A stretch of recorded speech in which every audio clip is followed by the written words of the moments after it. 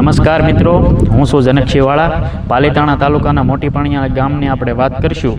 તો અત્યારે મોટી પાણીયાળા ગામની અંદર શમશાનનું ખૂબ જ ખરાબ છે, જેથી કરીને હરેશભાઈ બારિયાને હું સરપંચશ્રીને વિનંતી કરું કે મોટી પાણીયાળા ગામમાં એણે અત્યાર સુધીમાં 8 મહિનાની અંદર ઘણા બધા સારા એવા કાર્યો કર્યા છે વિકાસના.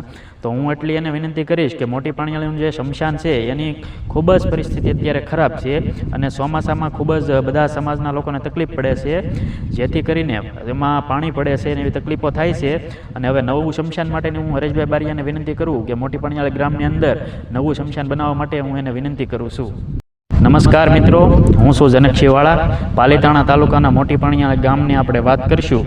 તો અત્યારે મોટી પાણીયાળા ગામની અંદર શમશાનનું ખૂબ જ ખરાબ છે, જેથી કરીને હરેશભાઈ બારિયાને હું સરપંચશ્રીને વિનંતી કરું કે મોટી પાણીયાળા ગામમાં એણે અત્યાર સુધીમાં 8 મહિનાની અંદર ઘણા બધા સારા એવા કાર્યો કર્યા છે વિકાસના.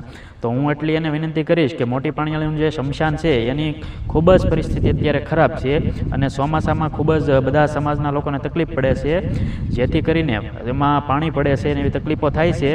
અને હવે નવું શમશાન માટેની હું હરેશભાઈ બારિયાને વિનંતી કરું કે મોટી પાણીયાળા ગ્રામની અંદર નવું શમશાન બનાવવા માટે હું એને વિનંતી કરું છું.